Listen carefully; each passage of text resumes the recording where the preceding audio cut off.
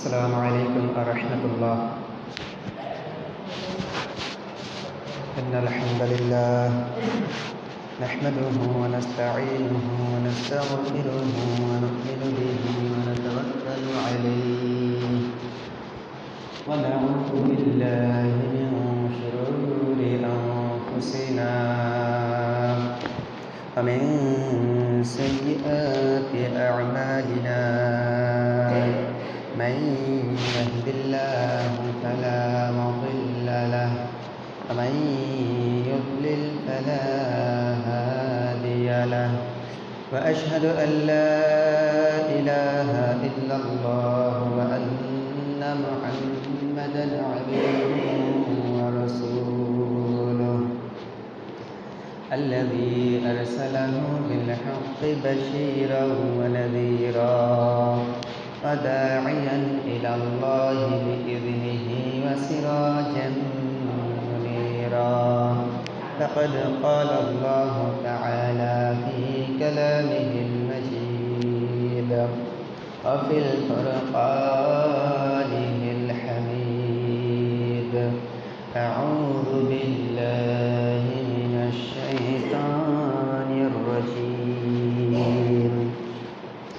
بسم الله الرحمن الرحيم. قتل الإنسان ما أكفره من أي شيء خلقه من نطفة خلقه فقدره ثم السبيل يسره ثم أماته فأقبره. فقال رسول الله صلى الله عليه وسلم: تفكروا في خلق الله ولا تتفكروا في الله، أو كما قال النبي صلى الله عليه وسلم. وقال الله تعالى في آية أخرى: إن الله وملائكته يصلون على النبي يا أيها الذين آمنوا صلوا عليه وسلموا تسليما. اللهم صل على محمد وعلى آل محمد كما صليت على إبراهيم وعلى آل إبراهيم إنك حميد مجيد. اللهم بارك على محمد وعلى آل محمد كما باركت على إبراهيم وعلى آل إبراهيم إنك حميد مجيد. আলহামদুলিল্লাহ, সমস্ত প্রশংসা আল্লাহ সুবহানাহু ওয়া তাআলার, যিনি আমাদেরকে দুনিয়ার সমস্ত কার্যক্রম থেকে ফারেক করে এই পৃথিবীর সর্বশ্রেষ্ঠ জায়গা মসজিদ এখানে আসার বসার সুযোগ করে দিয়েছেন। এই জন্য আমরা শুকরিয়া আদায় করি আলহামদুলিল্লাহ। সম্মানিত উপস্থিতি, আমি মাঝে মাঝে ভাবি যে মুরব্বীরা অনেকেই বলে যে গেছে দিন ভালো গেছে, অনেকেই বলে থাকেন। এই যে সম্মিলিত দুরূদ শরীফ বিষয়ে বর্তমানে আলেম উলামাগণ অনেক মতানৈক্য করেন যে সম্মিলিত দুরূদ শরীফ পড়া আসলে ঠিক কি কত দূর। কিন্তু আল্লাহ রাসূল সাল্লাল্লাহু আলাইহি ওয়াসাল্লাম যে হাদিসের ভিতরে বলছেন যে আমার নাম উচ্চারিত হলো আর আমার দুরূদ পাঠ করল না, সে ধ্বংস হয়ে যাক। তার মানে আল্লাহ রাসূলের নাম উচ্চারণ করার পরে দুরূদ শরীফ পড়া ওয়াজিব, পড়তেই হবে। তা আগে যখন এই দুরূদের আয়াতটা পাঠ করা হতো, যখন এই আল্লাহুম্মা সাল্লি আলা সাইয়্যিদিনা এটা পড়া হতো, সবাই একসাথে পড়তো। কিন্তু যখন দুরূদে ইব্রাহিম প্রচলন করা শুরু হলো, মানে দুরূদে ইব্রাহিম পড়তে চায় না, অথচ দুরূদে ইব্রাহিম কিন্তু শ্রেষ্ঠ দুরূদ। মানে এগুলো আমলে আনা উচিত। দুরূদে ইব্রাহিমটা অথবা যে কোনো দুরূদ আমি সাল্লাল্লাহু আলাইহি ওয়াসাল্লাম পড়তে পারি, যে কোনো একটা দুরূদ পড়তেই হবে, না পড়লে গুনাহগার। এই জন্য মাঝে মাঝে মনে হয় গেছে দিন গেছে ভালো গেছে, যখন আপডেট করতে যাই সঠিকটা আনতে চেষ্টা করি, ওই মূল আমসালা দুলিয়ে চলে যায়। আল্লাহ আমাদের সঠিক বোঝার তৌফিক দান করে দিন।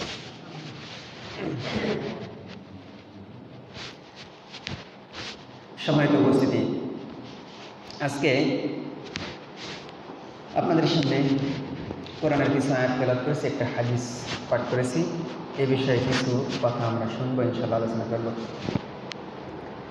এই যে আমরা পৃথিবীতে যা দেখি, যা ব্যবহার করি, সব কিছু স্রষ্টা তো আল্লাহ, সব কিছু স্রষ্টা আল্লাহ সুবহানাহু ওয়া তাআলা।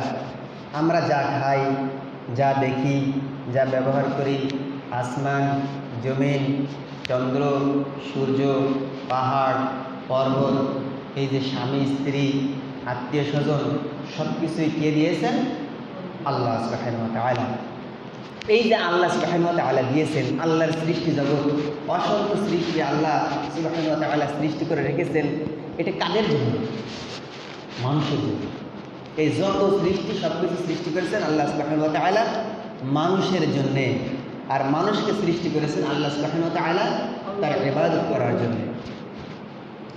আল্লাহ সুবহানাহু ওয়া তাআলা অসংখ্য আয়াতে অনেক জায়গায় বলেছেন যে কাইফা তাকফুরুনা বিল্লাহি ওয়া কুনতুম আমওয়াতান ফাআহইয়াকুম সুম্মা ইউমীতুকুম সুম্মা ইউহয়ীকুম সুম্মা ইলাইহি তুরজাউন। এই যে আল্লাহ সব কিছু দিয়ে দিল, আল্লাহ পিতামাতা দিল, ভাই বোন দিল, আত্মীয় স্বজন দিল, পাহাড় দিল, পর্বত দিল, গাছ পালা, চন্দ্র, সূর্য, গ্রহ, নক্ষত্র, বান্দার যত প্রয়োজন, সমস্ত প্রয়োজন আল্লাহ মিটিয়ে দিল। মিটিয়ে দেওয়ার পরে এই বান্দা আল্লাহর কুফরি করে, নাফরমানি করে, আল্লাহকে ডাকে না, আল্লাহকে ভুলে যায়। আল্লাহ সুবহানাহু ওয়া তাআলা বলেন কাইফা তাকফুরুন, কিভাবে আমার নাফরমানি করে এরা, কিভাবে আমার অনুগত্য না করে, কিভাবে আমার না শুকরিয়া আদায় করে। তখন আমওয়াতান, তোমরা তো একসময় মৃত ছিলে, একসময় এই পৃথিবীতে ছিলে না, মৃত ছিলে। এরপরে তোমাদেরকে জীবিত করলাম, আবার তোমাদের মৃত্যু দিব, আবারও আমার কাছে ফিরে আসবা। এই যে প্রক্রিয়া আমি সৃষ্টি করে দিয়েছি, তারপর কিভাবে আমার কুফরি করো, কিভাবে আমার নাফরমানি করো। আল্লাহ প্রশ্ন করতেছেন, কিভাবে আমার নাফরমানি করো। আল্লাহ সুবহানাহু ওয়া তাআলা অন্য একাকে বলেন কুতিলাল ইনসানু মা আকফারা, ধ্বংস হোক, মানুষ ধ্বংস হয়ে যাক। কীরকম কুফরি করে তারা, আল্লাহর কিভাবে অকৃতজ্ঞ স্বীকার করে, কিভাবে কুফরি করে। এই যে কুফরি করা মানুষগুলো ধ্বংস হয়ে যাক। মিন আইয়ি শাইইন খালাকা, এই মানুষ কি ভেবে দেখে না এই মানুষ কি ছিল, কোথা থেকে তার উৎপত্তি হয়েছিল? মিন নুতফাতিন খালাকা, নাপাক বীর্য থেকে মানুষ উৎপত্তি হয়েছিল। নাপাক বীর্য, যার কোনো দাম নাই, মূল্যায়ন নাই, যা মানুষ থেকে প্রবাহিত হয়ে গেলে গোসল ফরজ হয়ে যায়। এত নাপাক জিনিস, ওই নাপাক জিনিস থেকে মানুষের উৎপত্তি। মিন নুতফাতিন খালাকাহু ফাকাদ্দারা, এই বীর্য নাপাক থেকে মানুষকে সৃষ্টি করেছি। এই যে জিনিস থেকে সৃষ্টি করেছি, এরপরে তাকে বড় করেছি, তাকে উপনীত করেছি, তাকে জ্ঞান দিয়েছি, বুদ্ধি দিয়েছি, চলার শক্তি দিয়েছি, সুন্দর দেহ দিয়েছি, হাত দিয়েছি, পা দিয়েছি, চক্ষু দিয়েছি, সব কিছু দিয়েছি, তার সমস্ত প্রয়োজন আমি মিটিয়ে দিয়েছি। তারপরে এই বান্দা কীভাবে আমার নাফরমানি করে। আমাদের প্রয়োজন ছিল আল্লাহর ইবাদত বন্দেগী করা। আল্লাহ যে উদ্দেশ্যে আমাদের সৃষ্টি করেছেন, মা খালাকতুল জিন্নি ওয়াল ইনসি ইল্লা লিয়াবুদুন, এই মানুষ আর জিনকে শুধুমাত্র একমাত্র আল্লাহর ইবাদতের জন্য সৃষ্টি করা হয়েছে। এই বান্দাকে এই নিয়ামত দিয়ে ভরপুর করা হয়েছে, যেন এই নিয়ামত থেকে সে উপকৃত হয় আর আল্লাহর শুকরিয়া আদায় করে, আল্লাহর কৃতজ্ঞতা স্বীকার করে, আল্লাহর সমস্ত হুকুম বাস্তবায়ন করে আল্লাহর ইবাদত বন্দেগীতে সে রত হয়। এই উদ্দেশ্যই আল্লাহ আমাদের সৃষ্টি করেছেন। আর এই সমস্ত সৃষ্টি করেছেন আমাদের জন্য। এই আমরা যখন এই সৃষ্টি, আল্লাহর সৃষ্টি ভোগ করে, আল্লাহর সৃষ্টি খেয়ে, আল্লাহর জমিনে চলাফেরা করে, সমস্ত নিয়ামত ভোগ করার পরে আল্লাহর শুকরিয়া আদায় না করে, আল্লাহর শুকরিয়া আদায় না করে, আল্লাহর ইবাদত বন্দেগী না করে আমরা যখন আল্লাহর সাথে নাফরমানি করি, আল্লাহ আফসোস করে বলেন কুতিলাল ইনসানু মা আকফারা, এই মানুষ ধ্বংস হয়ে যাক। কি কুফরি তারা করে, কিরকম নাফরমানি তারা করে, কি বেঈমান নেমক হারাম।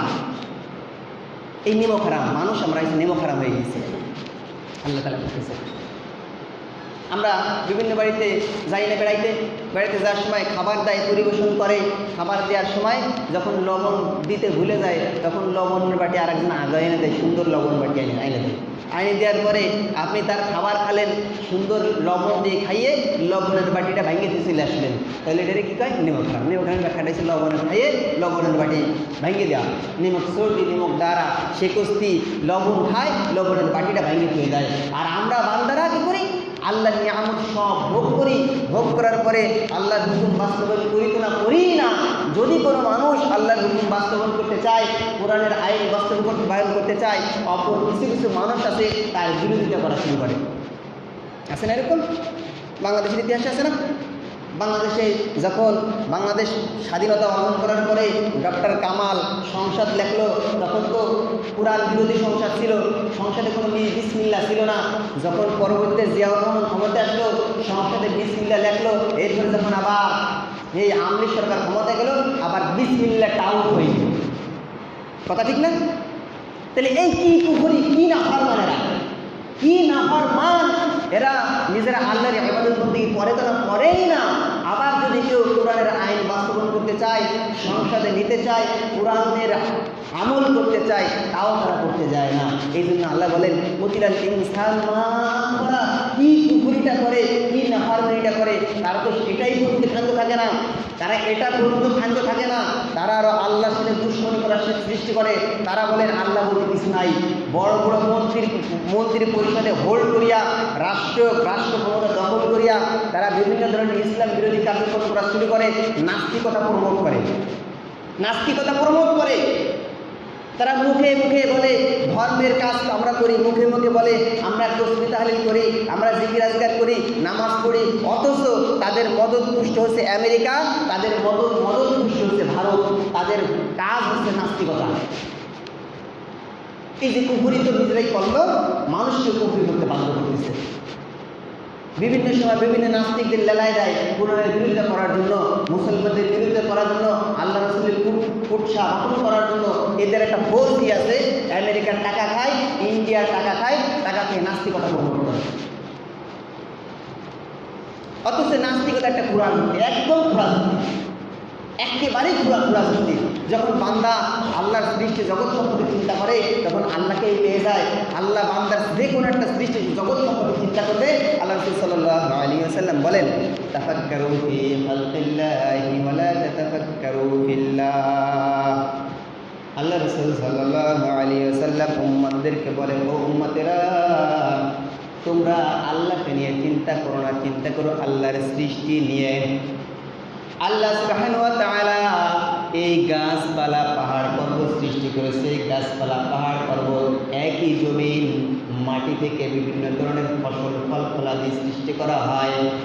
আকাশে বৃষ্টি বর্ষণ করা হয়, আকাশ থেকে ওই বৃষ্টি থেকে ফল অঙ্কুরিত হয়, গাছ জ্বালায়। এক এক ধরনের গাছ এক এক রকমের, এক এক ধরনের ফলের স্বাদ এক এক রকমের। এই যে সৃষ্টির কলা কৌশল দেখে কি আল্লাহর কথা মনে হয় না? আল্লাহর কথা মনে হয় না? এই যে এত সুন্দর সৃষ্টি, এত আল্লাহর অস্তিত্ব সম্পর্কে আমাদের কোনো জ্ঞান লাভ হয় না। এরা বলে, এরা প্রমোট করে আল্লাহ বলতে কিছু নাই। আর তারা যারাই প্রমোট করে তাদের পিছনেই আমরা বলছি। যারাই এইগুলো প্রমোট করে, নাস্তিকতা প্রমোট করে, ইসলামের বিরোধিতা প্রমোট করে, আমরা দলে দলে তাদের দিকেই ধাবিত হই। কোরআনের পক্ষে যারা কাজ করে তাদেরকে আমরা শত্রু মনে করি। তারা মনে করে এরা হচ্ছে মানে উন্নয়ন বিরোধী, গণতন্ত্র বিরোধী। আরে গণতন্ত্র একটা কুফরি মতবাদ, গণতন্ত্র একটা কুফরি মতবাদ, প্রচলিত রাজনীতি কুফরি মতবাদ। এই যে বর্তমান রাজনীতি চলতেছে, আওয়ামী লীগ, বিএনপি, যত ধরনের গণতন্ত্রের রাজনীতি, এই রাজনীতি হচ্ছে কুফরি মতবাদ। যদি কেউ বিশ্বাস করে গণতন্ত্রের ইসলামের ধারা, তাহলে সে কাফের হয়ে গেছে, কাফের, কুফরি করেছে, কাফের হয়ে গেছে। এই গণতন্ত্র একটা কুফরি মতবাদ। এই গণতন্ত্র আমাদের ঘাড়ের উপরে চাপাই দিয়ে গণতন্ত্রের সিঁড়িতে আমাদের ক্ষমতায় যাইতে হবে। কি দায় ঢাকা পড়ে গেছে। আর আমরা সেই গণতন্ত্রের ধারাই, গণতন্ত্রের সিলসিলায় দিয়ে আমরা চলে গেছি। আমাদের আওয়ামী লীগ, বিএনপি ছাড়া চলবে না, গণতন্ত্র চলবে না, জামাত ইসলাম ছাড়া চলবে না, এইভাবেই যাইতে হবে। তাই আল্লাহ কয় যে কুতিলাল ইনসান মা আকফারা, কি কুফরিটা করে, কুফরি মতবাদ জাতির ঘাড়ে চাপাই দিয়েছে। ওই কুফরি মতবাদকে টানাটানি করে, কুফরি বাদ দাও, কোরআনের হাদিস কি মেনে চলো না, তা তারা চলবে না, নিজেরা তো চলবেই না, মানুষকে চলতেও দেবে না। আর নাস্তিকতা প্রমোট করতেছে ঘরে ঘরে, এই যে ইউটিউব খুললেই দেখা যায় নাস্তিকতার কথা বাহাদুরি। হয়তো নাস্তিকতা তার কোনো দলিলই নাই। নাস্তিকেরা কি বলে, আল্লাহ আমি দেখি না, যা দেখি না তা আমরা মানি না। নাস্তিকেরা বলে যা আমরা দেখি না, আল্লাহকে তো আমরা দেখতে পাই না, আল্লাহকে মানবো কিভাবে?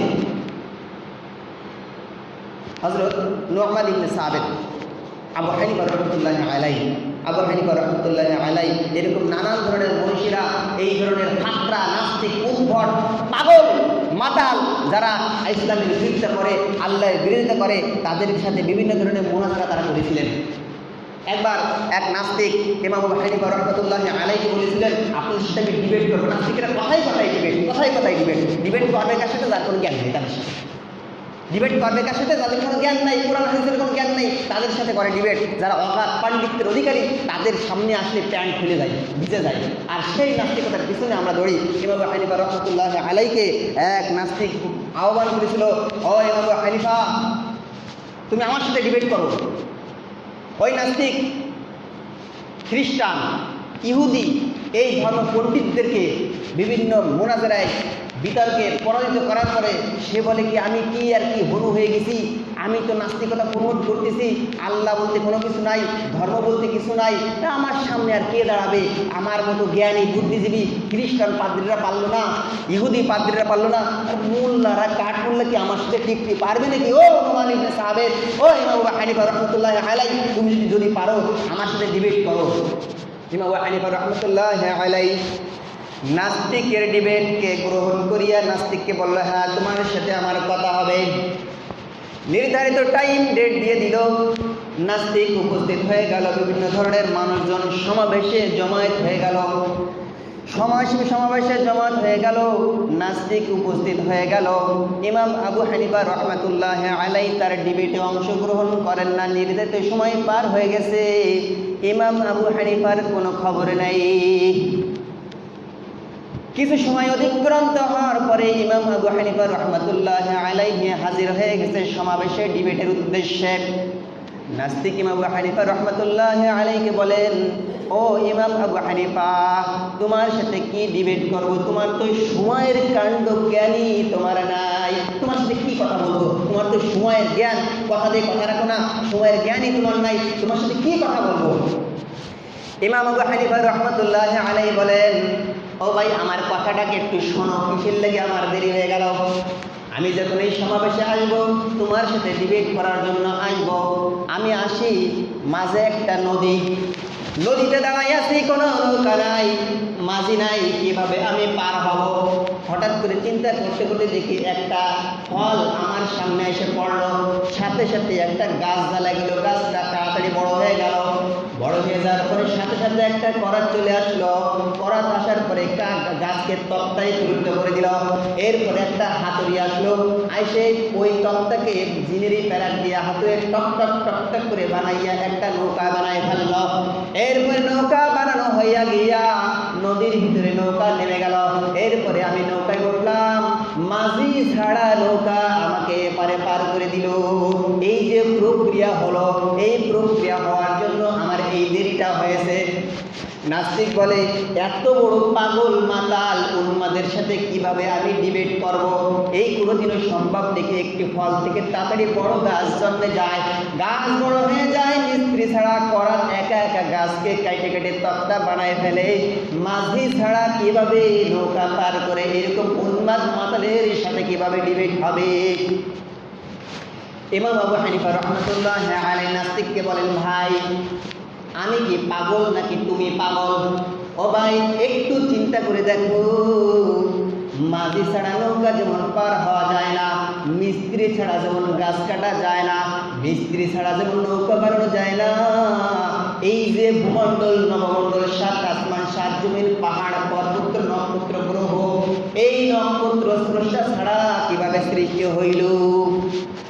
এক কথাই মানে না, সে ডিবেট হওয়ার আগে নাস্তিক পরান্ত হয়ে গেল। নাস্তিক বলো, ইমাম, আমি অনেক বড় ভুল করে ফেলেছি, স্রষ্টা বলতে আল্লাহ অবশ্যই আছে, আমি অনেক ভুল করেছি, আমাকে ইমানের কালিমা পড়াই দেন, আমাদের পড়াই দেন লা ইলাহা ইল্লাল্লাহু মুহাম্মাদুর রাসূলুল্লাহ সাল্লাল্লাহু আলাইহি ওয়াসাল্লাম। এটাকে কয়েকদিন আগে এক বক্তার ওয়াজ শুনতেছিলাম। তিনি বলে এই যে নাস্তিকতা প্রমোট করে, যারা নাস্তিক বিশাল বড় বড় শিক্ষিত এই নাস্তিকতা প্রমোট করে, এক বুদ্ধিজীবী পণ্ডিত রাস্তা দিয়ে আগে যাচ্ছে, রাস্তার মাঝখানে কিটা যেন হাগু করে দিয়ে দিয়েছে। সে ওই পায়খানার উপরে পাড়া দিয়ে একেবারে জুতা মাথা অবস্থা খারাপ। তখন রাইগে নাকি করছে কি যে এই কামটা কিটা করলো, মানে গালাগালি করা শুরু করে দেওয়ার পরে তার সামনে একজন আস্তিক মুসলমান, সে বলতেছে ভাই পুলাপান মানুষ বাথরুম করে দিয়েছে, এত রাগারাগির কি আছে? কাজল মিয়া পুলাপান যে তার লেদাকে এই মোটা মোটা হয় নাকি? তা তো ছোট ছোট হবে, এর পুলাপানের কাজ না, বুড়ো মানুষের কাজ। এই বুড়ো মানুষ এইরকম কাজ কিভাবে করলো? তখন ওই মুসলমান ওই নাস্তিক বুদ্ধিজীবী পণ্ডিতকে বলে, ও বুদ্ধিজীবী পণ্ডিত নাস্তিক ভাই, সাধারণ লেদা থেকে বুঝতে পারো বড় মানুষের কাম ছোট মানুষের কাম না, বড় মানুষের কাম ছোট মানুষের কাম না, এইটা সাধারণ লেদা থেকে তুমি বুঝতে পারো। এই বিশাল জমিন, আসমান, গ্রহ, চন্দ্র, সূর্য কিভাবে নিজের গতিতে চলে, কিভাবে সুন্দরভাবে আকাশ ভরা তারা সাজাইছে, সুন্দরভাবে গাছপালা দ্বারা জমিন সাজাইছে, নিপুণ কারুকার্যের কাজ কে করলো? তুমি একটা বারো স্রষ্টার কথা চিন্তা করলে না? এই যে আবু করেছে তারা না আগে বুঝতে পারছে সে আবু করেছে, আর এই আল্লাহ সব কিছু সৃষ্টি করে ফেলেছে। আল্লাহকে দেখা লাগবে তোমার, না দেখে বুড়ো মানুষ ধরে ফেলাইছো এই বুড়ো মানুষের কাজ, আর না দেখে আল্লাহকে চিনতে পারতেছো না। এই যে পরাজিত। আরেকবার ইমাম জাফর সাদিক রহমতুল্লাহ আলাইহি, ইমাম জাফর সাদিক রহমতুল্লাহ আলাইহির কাছে এক নাস্তিক আইসে কয় কি, ইমাম সাহেব আপনারা যে আল্লাহ আল্লাহ করেন, কোরআন করেন, ইসলাম করেন, ইসলাম নিয়ে নাচানাচি করেন, এই ইসলাম আপনাকে মন গড়া বানানো, আল্লাহও আপনাকে মন গড়া বানানো, আসলে আল্লাহ বলতে কিছু নাই, এই ধর্ম বলতে কোনো কিছু নাই। জাফর সাদিক রহমতুল্লাহ আলাইহি বলতেছেন, আচ্ছা ভাই তোমার জীবনে এমন কি কোনো ঘটনা ঘটেছিল যেদিন জীবনে একটিবারও কি আল্লাহকে ডাকছিলে? কোনো দিন মনে করে দেখো তুমি কোনোদিন আল্লাহকে ডাকছিলে কিনা? তখন সে চিন্তা করে দেখলো, বললো হ্যাঁ আছে ইমাম সাহেব, আমার জীবনে একটা ঘটনা আছে। কি ঘটনা? আমি একবার সওদাগরি জাহাজ সমুদ্রে পার হচ্ছি, জাহাজ চলতেছে, হঠাৎ করে ঝড় আসলো, তুফান আসলো, ওই তুফানে জাহাজ ডুবে গেল। জাহাজ ডুবে যাওয়ার পরে সাথে সঙ্গে নাবিক সব কিছু আমার থেকে দূরে চলে গেল, সবাইকে আমি হারাই ফেললাম। লাস্টে এক টুকরা তক্তা ধরে আসি, এক তুফান আসিয়া আমার থেকে তক্তাটাও নিয়ে চলে গেল। তখন আমার সাথে সঙ্গে হারাইয়া, নাবিক হারাইয়া, তক্তা হারাইয়া, জীবনে একটিবার বলেছি ও আল্লাহ আমাকে বাঁচাও। এই যে আল্লাহকে একবার বললাম, পরে দেখি কিভাবে যেন আমি কুলে চলে আসছি। তখন ইমাম জাফর সাদিক রহমতুল্লাহ আলাইহি বলেন, ও নাস্তিক ভাই, সারা জীবন আল্লাহর বিরোধিতা করলে, সারা জীবন আল্লাহর নাফরমানি করলে, আল্লাহর অস্তিত্বকে অস্বীকার করলে, আল্লাহওয়ালা মানুষের সাথে বেয়াদবি করলে, টিটকিরি করলে, জীবনে একটিবার আল্লাহকে ডাকার জন্য তোমাকে আল্লাহ অদৃশ্য থেকে সাহায্য করে বাঁচাই দিল, সেই আল্লাহকে কিভাবে ভুলে গেলে? এই যে হেদায়েত চলে আসলো, সে বললো কি যে আমি অনেক বড় ভুল করেছি, আল্লাহর সাথে নাফরমানি করে আমি অনেক বড় ভুল করেছি। ইমাম সাহেব আমাকে আবার কালিমা পড়াই দেন, আমি আবার মুসলমান হতে চাই। সে কালিমা পড়ে মুসলমান হয়ে গেল। নাস্তিকরা আল্লাহর সাথে বিরোধিতা করে, তারা নাস্তিকতা প্রমোট করে, আর আমরা ওই তাদের খপ্পরে পড়ে ইসলাম বিরোধিতা করি, ইসলামের সাথে দুশ্মনী করি, ইসলামওয়ালা আল্লাহওয়ালা মানুষদের সাথে দুশ্মনী করি। অথচ আমাদের উচিত ছিল আল্লাহর আনুগত্য করা, আল্লাহর বিধিবিধান মেনে চলা, আল্লাহর কথা অনুযায়ী চলা, আল্লাহর কোরআন মেনে চলা, আল্লাহর কোরআন দিয়ে যেমন নামাজ পড়ি, এই আল্লাহর কোরআন দিয়ে রাষ্ট্র পরিচালনা হওয়া, এটাই দরকার ছিল। আল্লাহ শুধু নামাজ পড়লাম। আরেকবার একটা ইমাম আবু হানিফা রহমতুল্লাহ একটা ঘটনা আমার মনে পড়ে গেল। ইমাম আবু হানিফা রহমতুল্লাহ আলাইহি তার জামানায় শিয়া মতবাদ আছে না, শিয়া মতবাদের একজন লোক, তারা বলে উসমান রাদিয়াল্লাহু তাআলা আনহু কাফের, ওমর রাদিয়াল্লাহু তাআলা আনহু কাফের, ওদেরকে কাফের বলে। তখন উনি বলছে যে একে তো একটু বোঝানোর দরকার, তার কাছে গেছে, যাই বলে কি যে ভাই তুমি নাকি একটা মেয়ে বিয়ে দিবা? কয় হ্যাঁ আমি একটা মেয়ে বিয়ে দেবো, আমার কাছে একটা পাত্র আছে। তা কয় কি যে আপনি যদি ইমাম হানিফা আপনি পাত্র যদি দেখাই দেন, আমার তো মেয়ের জন্য আর পাত্র দেখা লাগে না, ওই পাত্রের সাথে আমি মেয়ে বিয়ে দেবো। ইমাম হানিফা রহমতুল্লাহ আলাইহি বলেন কিন্তু আছে, এর মধ্যে কথা আছে। কয় কি কথা বলেন? কয় পাত্র অনেক বড় ধার্মিক, নামাজি, তাহাজ্জুদ গুজার। কয় এটা তো অনেক ভালো কথা। কয় আরও কথা আছে। কি কথা? পাত্র তাহাজ্জুদ গুজার তো এক রকমের ভালো আলেম, ভদ্র, নম্র, যার কোনো কেলেম নেই, সবাই এক বাক্যে তাকে ভালো বলে, কেউ তাকে খারাপ বলে না। কয় এসকাল কোথায় থাকলে অত ভালো কথা বলো, কিন্তু সব দিক দিয়ে ভালো, নামাজ পড়ে, তাহাজ্জুদ নামাজ পড়ে, কোরআন তেলাওয়াত করে, হাদিস পড়ে, নম্র, ভদ্র, আচরণ, কিন্তু সে কামের, সব কিছু সে করে, কিন্তু সে কামের। আমি কই কি তাই দেখি আমি কাফের সাথে কি মায়ের বিয়ে দেওয়া যায়? যতই ভালো সে, যতই ভালো, কাফের সাথে কেউ মুসলমান মায়ের বিয়ে দেবে? তখন উনি কয় কি ভাই যে কাফের সাথে যদি মায়ের বিয়ে না দেয়, ওসমান রাদিয়াল্লাহু তাআলা আনহুর সাথে আল্লাহ নবী 2 মেয়ে বিয়ে দিয়েছে, আল্লাহ রাসূল কি কাফের সাথে মেয়ে বিয়ে দিয়েছে? তোমরা যে কাউ ওসমান রাদিয়াল্লাহু তাআলা কাফের, তাহলে কাফের সাথে মায়ের বিয়ে দিয়েছে? তখন অনেক বড় ভুল করেছি, আমরা যা করেছি ভুল করেছি, নতুন করে আবার ইমান আনয়ন করলাম। এখান থেকে দুইটা শিক্ষা হয়, নামাজ পড়লি যে ইমানদার তা না, হজ করলি যে ইমানদার তা না, তাসবিহ তাহলিল করলি যে ইমানদার তা না।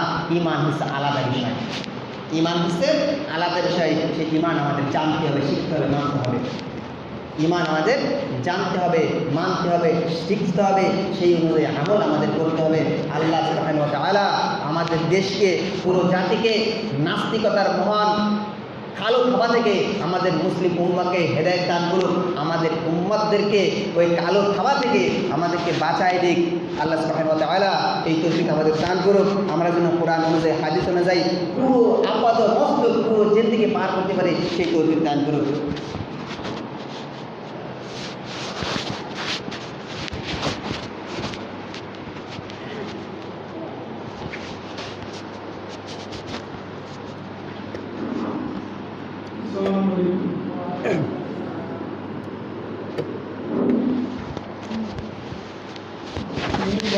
বলেছিলাম যে মসজিদ 5 টাকা, যারা ভাঙতে চাইছেন কেউ আনছেন।